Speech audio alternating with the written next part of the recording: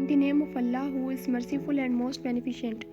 Assalamu alaikum. Today my topic is one of the greatest tragedies of Shakespeare. His name is Romeo and Juliet.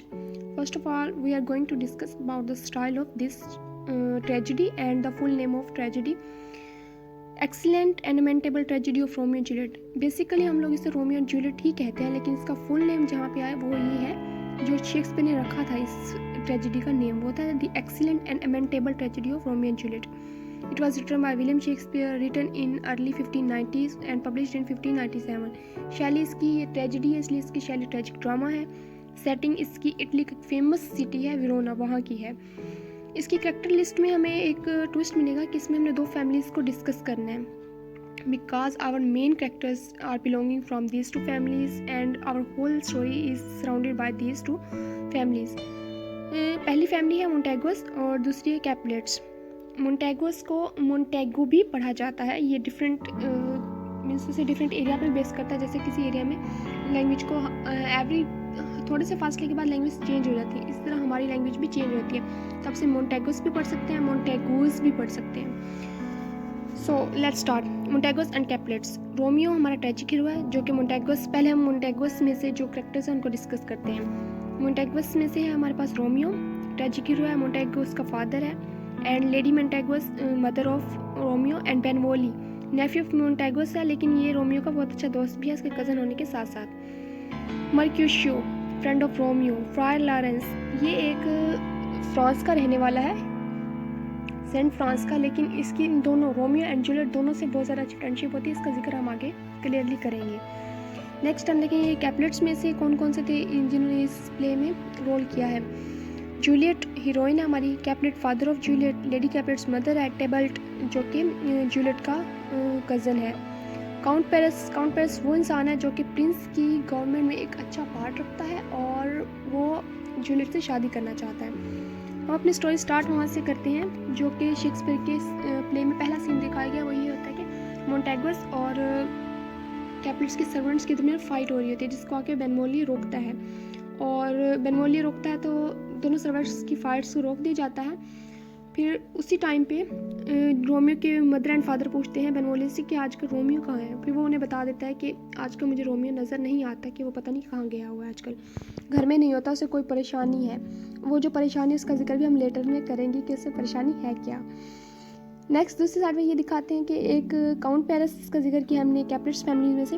वो अपना रिश्ता लेके आता है Juliet के मदर एंड फादर के पास कि मैं आपकी बेटी से शादी करना चाहता हूँ. अब देखना ये होता है कि जूलियट की जो एज होती है वो 13 ईयर्स होती है, लेकिन काउंट पेरिस बहुत इंसिस्ट करता है कि मुझे शादी करनी है. इस वजह से उसके मदर एंड फादर एग्री हो जाते हैं कि अच्छा इंसान है, उसके पास सब कुछ है, तो हम एक बार इन दोनों की मुलाकात करवा देते हैं. एक नर्स है जिसका हम जिक्र करना फॉरगेट कर गए हैं, भूल गए हैं थोड़ा सा. वो नर्स वो होती है जिसने जूलियट को पाला है. मीन्स उसके जूलियट की मदर ने ज़्यादा नहीं पाला जूलियट को, मतलब जैसे नर्स रख लेते हैं उसी तरह से इसको इसी ने पाला. उसकी नर्स ने वो बहुत अच्छी होती है. फिर जूलियट को मनाना होता है कि वो काउंट पेरिस से एक मुलाकात के लिए रेडी हो जाए. तो नर्स और लेडी कैपुलेट जो है वो जूलियट को कहते हैं कि काउंट पेरिस ऐसा है वैसा है, पता नहीं कैसा ही है, बहुत बढ़ा चढ़ा के लगाते हैं, जिसकी वजह से वो रेडी हो जाती है मिलने के लिए. इस टाइम जूलियट एग्री करती है कि हाँ मैं एक मुलाकात कर लूँगी काउंट पेरिस के साथ. ये तभी इसका फादर जो होता है जूलियट का, वो ये दोनों एक मोस्टिस फैमिलीज है. We can say that both families are very rich and honorable families of this society. तो कैपुलेट्स कहते हैं कि हमें एक अच्छा सा इशाया देंगे, डिनर पार्टी करेंगे जिसमें हम इन दोनों की मुलाकात करवाएंगे. और ये अपने एक सर्वेंट को भेजते हैं कि वो करेगा, घरों में कार्ड्स डिस्ट्रीब्यूट करेगा, जिसकी वजह से लोग मेहमान उस पार्टी में आएंगे. क्योंकि वो जूलियट के फादर का ये होता है, कैपुलेट का ये होता है, वो कहता है कि मैं पक्की कर दूंगा बात, और लाइक एंगेजमेंट भी कर ही देगा वो इसी फंक्शन में. तो इस वजह से वो कहता है कि थोड़ा सा बड़ा करना चाहिए मुझे ये वाला इवेंट. उसका जो सर्वेंट होता है उसको पढ़ना नहीं आता. जब कार्ड लेके जा रहा होता है ना, उसे गली में मिलते हैं बेनवोलियो और रोमियो की जो परेशानी थी ना वो रोसालैन है, एक लड़की थी रोसालैन, उससे ये प्यार करता है, लेकिन ये वन साइडेड लव होता है. उस लड़की ने कभी इसको इनकरेज नहीं किया होता. तो ये जब वो लिस्ट देखता है ना तो गलती से इसकी नज़र चली जाती है रोमियो की, तो वो देखता है कि उसमें रोसालैन का नेम लिखा होता है. उसे पता होता है कि ये इस पार्टी में आएगी, जबकि वो उसके हम कह सकते हैं राइवल्स की पार्टी है. लेकिन वो एनिमीज़ की पार्टी वो रेडी हो जाता है बेनवोलियो को मिला के कि हम दोनों भी इस पार्टी में जाएंगे। इन शॉर्टली वो दोनों रेडी हो जाते हैं और मास्क वगैरह लगा के पहुंच जाते हैं पार्टी में। जो ही रोमियो पार्टी में एंटर होता है तो वो जूलियट को देखता है। जूलियट फुली रेडी होती है अपनी होने वाले शौहर से मिलने के लिए, एक छोटी सी मुलाकात के लिए। लेकिन जैसे ही वो दोनों एक दूसरे को देखते हैं उन दोनों को फर्स्ट साइड वाला लव हो जाता है। तो थोड़ी देर बाद गुजरती है तो जो रोमियो होता है वो जूलियट से पोइट्रीज़ में बहुत सारी बातें करता है। वो दोनों पोइट्रीज़ में और फ्यूचर भी एक दूसरे से डिस्कस कर लेते हैं और किसी को पता भी नहीं चलता।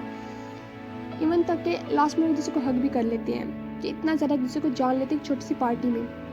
जो टेबल्ट होता है उसका कज़न वो बहुत क्लेवर होता है, वो पहचान लेता है कि ये दोनों जो है ये हमारे एनिमीज़ की फैमिली से बिलोंग करते हैं। लेकिन कैपलेट जो था वो एक सेंसिबल इंसान होता है, वो कहता है कोई बात नहीं, दुश्मनी अलग अपनी जगह है, लेकिन मेरी बेटी का रिश्ता होने वाला है तो इस जगह पे मैं ऐसे फाइट्स नहीं कर सकता, माहौल को ख़राब नहीं कर सकता मैं, इनको हम बाद में देखेंगे, आज इनको जाने दो।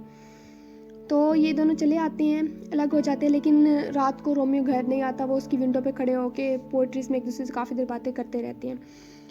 लेकिन मसला यहाँ पे होता है नेक्स्ट जो इसमें मीन्स ट्विस्ट आता है वो ये होता है कि काउंट पेरिस शादी के लिए जल्दी करना चाहता है। लेकिन टेबल्ट ने तो देख लिया था ना कि शादी उसी पार्टी में कि ये आया हुआ था, रोमियो और जूलियट के साथ काफ़ी ज़्यादा क्लोज हो रहा था। तो ये लड़ने के लिए जाता है टेबल्ट और वहाँ जाके रोमियो को चैलेंज करता है कि आओ तुम मेरे साथ फाइट करो।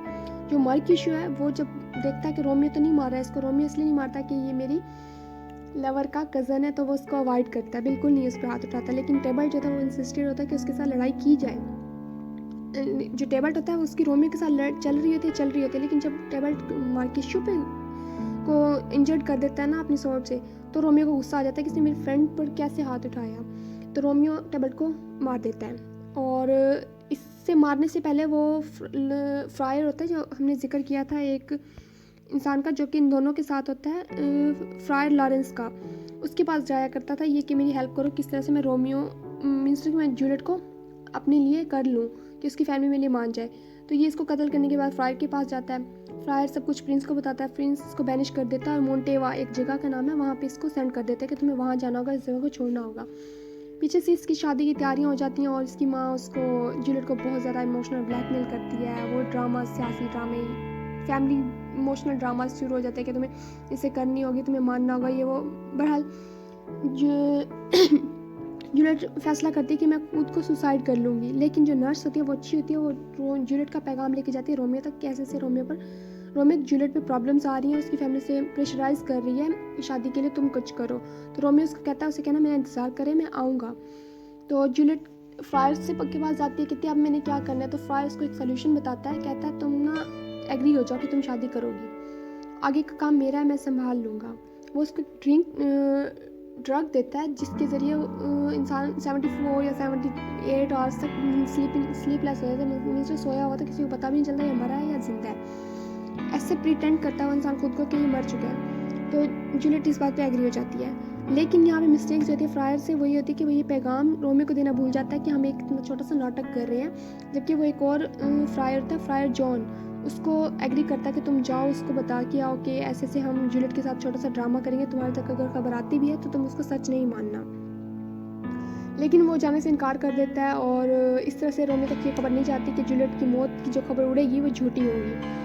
जब जूलियट के घर वालों को पता चलता है कि जूलियट की डेथ हो गई है, वो भी शादी से एक रात पहले, तो वो लोग बहुत परेशान हो जाते हैं। लेकिन उसको उनकी जो फैमिली टॉम होता है उसमें लेके जाके दफन कर दिया जाता है। फ्रायर को पता था वो यहीं लाएंगे, इसलिए वो पहले से वहाँ होता है कि मैं इसको निकाल लूँगा थोड़ी देर के बाद। जब रोमियो को ये बात पता चलती है मोन्टेवा में कि इस तरह से जूलियट ने खुदकुशी कर लिया या सुसाइड कर लिया या वैसे इसकी डेथ हो गई है नेचुरली डेथ, तो वो वहाँ से पॉइज़न खरीदता है। गरीब सा होता है शॉपकीपर, उससे पॉइज़न लेता है मिन्नतें कर करके कि मुझे दे दो, वो ले लेता है। फिर वो उस फैमिली टॉम में आता है और उस टॉम में जब वो आता है ना, एंटर होता है, तो वहीं पे काउंट पेरिस पहले से बैठा होता है। वो रोमियो जूलियट के साथ बातें कर रहा था क्योंकि उसकी शादी होने वाली थी, तो उसको फीलिंग्स या अटैचमेंट पहले से हो जाती है उसके साथ। जब वो देखता है कि रोमियो आ रहा है, वो भी मोन्टेगस का इंसान आ रहा है, मोन्टेगस फैमिली का मेंबर आ रहा है कैप्लिट्स की ग्रेव्स में से या इसके टॉम में, तो वो छुप जाता है कि मामला देखूँ है क्या, बात हुई क्या है, कि क्यों आया है। तो जब रोमियो का इमोशनल स्ट्रेस बढ़ता है, वो जूलियट को बाहर निकाल लेता है कब्र में से और उससे बातें करता है, उसके साथ काफ़ी देर बैठा रहता है और इसी दौरान जहर पी लेता है कि मैं तुम्हारा नहीं हो सकता, तुम मेरी नहीं हो सकती, तो मेरा जीने का क्या फ़ायदा। जो ही वो जहर लेता है जहर पी के मर जाता है, इतने में फ्रायर भी आ जाता है और वो इसको बताना चाहता है जूलियट को कि तुम्हें मैं यहाँ से निकाल के रोमियो के पास लेके जाऊँगा। लेकिन वो जब देखता है कि मरा हुआ है, रोमियो तो मर चुका है, लेकिन रोमियो मरने से पहले काउंट पेरिस को भी मार देता है कि वो बार बार कह रहा था कि जूलियट मेरी थी, इस बात पे वो उसको भी मार देता है। ये बात यही हो जाती है। जब जूलियट को होश आता है, वो देखती है कि रोमियो मरा हुआ है, वो भी खुद को मार लेती है। फिर प्रिंस आता है, प्रिंस इन दोनों खानदानों में सुलह करवा देता है, जबकि वो दोनों तो मर गए ना। तो हाल यही होता है कि इन दोनों की वजह से एक 2 लव बर्ड्स होते हैं वो आपस में मिल नहीं सके, तो इनके दरमियान जो डिस्टेंसेस होते हैं लव बर्ड्स में वो इन दोनों की फैमिलीज़ की वजह से होते हैं। तो जो प्रिंस होता है इन दोनों को बहुत ज़्यादा सर्जिश करता है, डांटता है, ये वो। तो दोनों फैमिलीज़ होती है थोड़ा सा गिल्ट फील करती हैं और गोल्डन स्टैचू बनवाया जाता है रोमियो और जूलियट का, कि जब न्यू फैमिलीज़ आएंगी, न्यू जनरेशन आएगी, तो उन्हें पता चले कि हमारे फैमिली में 2 लवर्स भी गुजरे हैं। अब हम देखेंगे tragic flaw of Romeo and Juliet.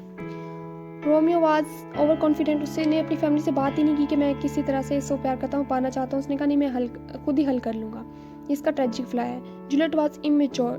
मैंने आपको स्टार्ट में बताया था कि जूलियट की जस्ट ओनली 13 ईयर्स थी, तो वो बहुत ज़्यादा इमेच्योर थी, उसने काफ़ी मिस्टेक्स की। और बाकी हर एक करेक्टर ने अपनी फैटल एरर्स की हैं जो कि उनकी किस्मत में लिखी हुई थी, तो उन्होंने की हैं। और रोमियो कुछ इमोशनल भी था, कॉन्फिडेंट भी था, और टेबल्ट वो बहुत ज़्यादा एंग्री मैन था। You can say that angry bird था वो इस प्ले में। उसकी वजह से भी बहुत कुछ ख़राब हुआ और मिसअंडरस्टैंडिंग्स हुई, जैसे जूलियट ने वो ड्रग लिया, अगर वो बात रोमियो तक पहुंच जाती तो ऐसा कुछ ना होता। ये था हमारा ट्रेजिक फ्लॉ और हमारा आज का topic. I hope that you like it.